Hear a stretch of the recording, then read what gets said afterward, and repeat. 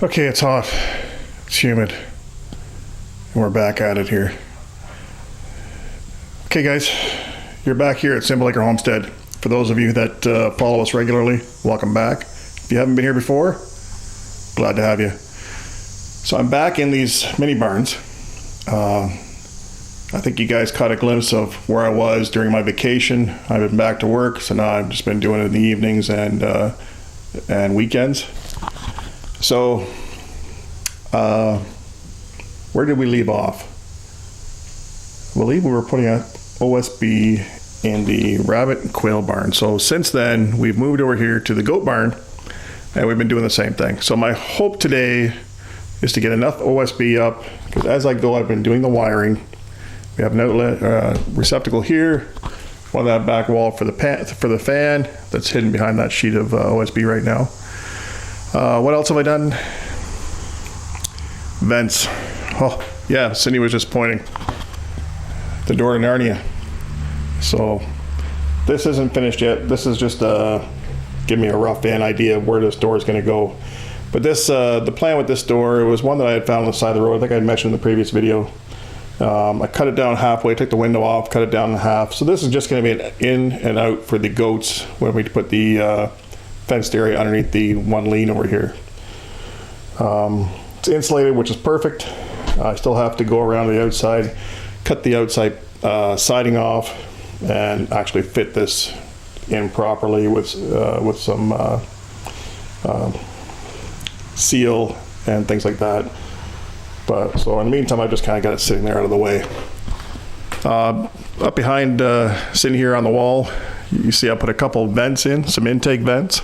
What I was finding was in the rabbit and quail barn that I had done more of the work on was when I had closed the door, the exhaust fan has to work so hard, the fins were dropping like pretty much halfway, and you could hear it working.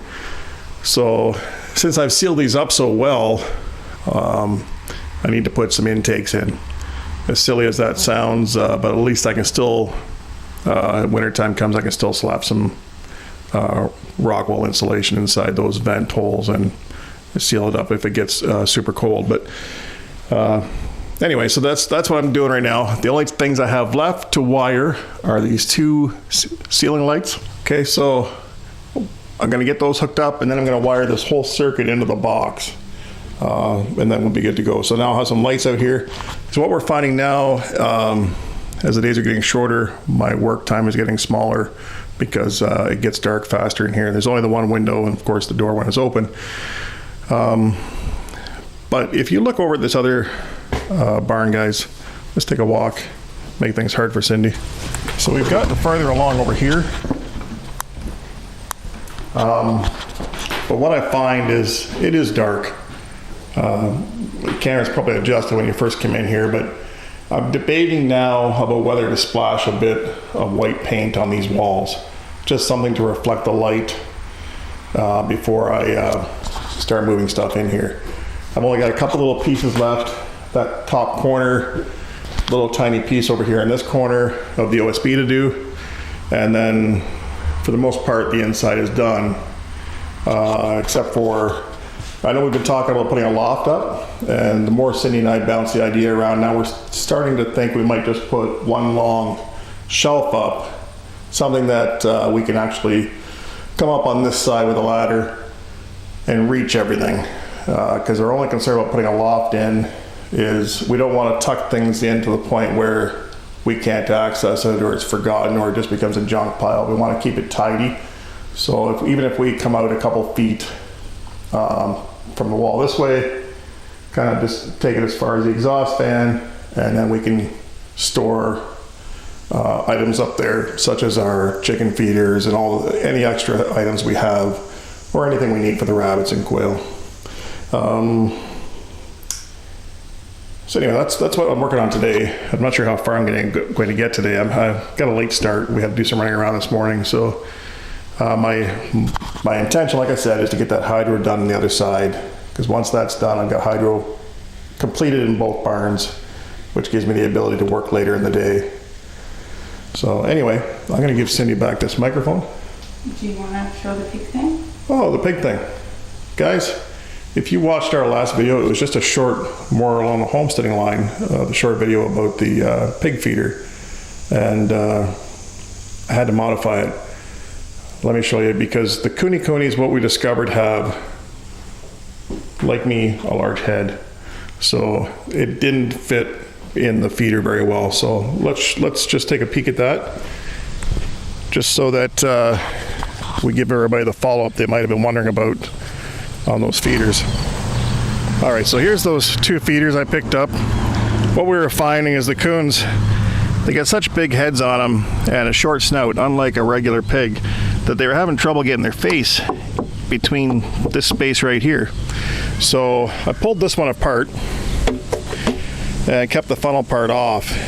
So what this left me with is just the saucer, but with dividers. So let's take a look at that, because it actually does help with feeding the pigs, because it gives them some kind of separation.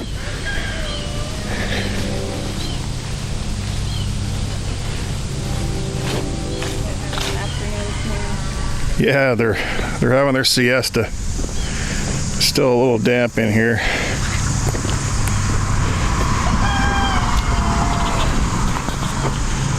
So here's what we're left with.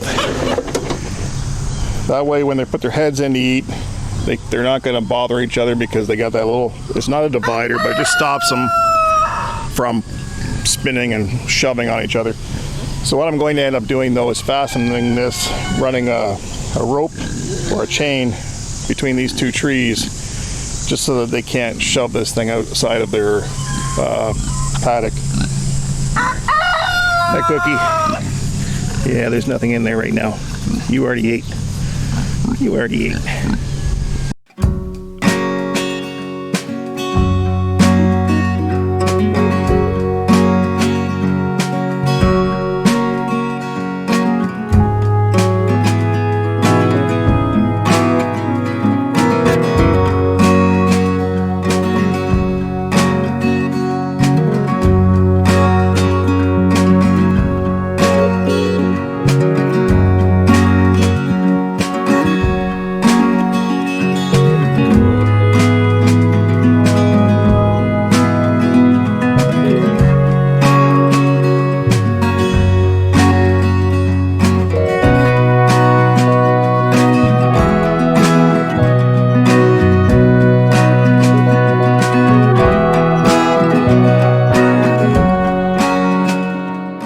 Hey,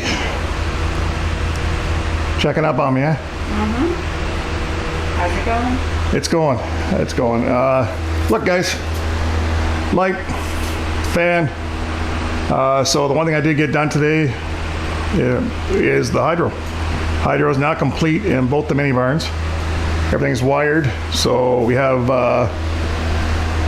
2 lights. We're gonna look at getting like shop lights, more of the, they almost look like a fan with the blades that you can readjust the light. And so we have 1, 2, 3, 4 receptacles.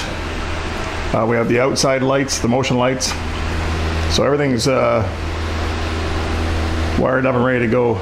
So I'm almost done the OSB. I'm not sure if I'll get that finished today. I'm gonna keep poking away at it. I've got a little section here above this door and over to the above the side of the window. And I've got the little couple-inch strip all the way across this side, and then that triangle-shaped piece at the very back to do, and then a couple small spots in the other mini barn, and that'll wrap up this OSB. I wanted to kind of get the big stuff down in this barn as well, so I knew what I had for small pieces left to do all the piecework. And then from there, I think we're gonna do splash a little bit of white paint on everything, brighten it up. I know it's gonna get pretty dirty fast, but just like to have something to reflect the light a little bit. And how are we gonna start moving in these things other than getting these shelves put up? But even that, I think if we need to, we can probably move the quail and rabbits in and still work away on the shelf. We have a little more time on this barn because we don't have to get the goats in here right away, but it'll be nice to get everything in place, have it accomplished for the year so we don't have to worry about it. And then we can focus more on our chicken coops and making sure the pigs are good for winter as well. Anyway, guys, I think Cindy's gonna wrap up the actual video portion for the day, so I'm gonna say goodbye, and I'm gonna thank everybody once again for stopping by. So we'll see you next time, okay?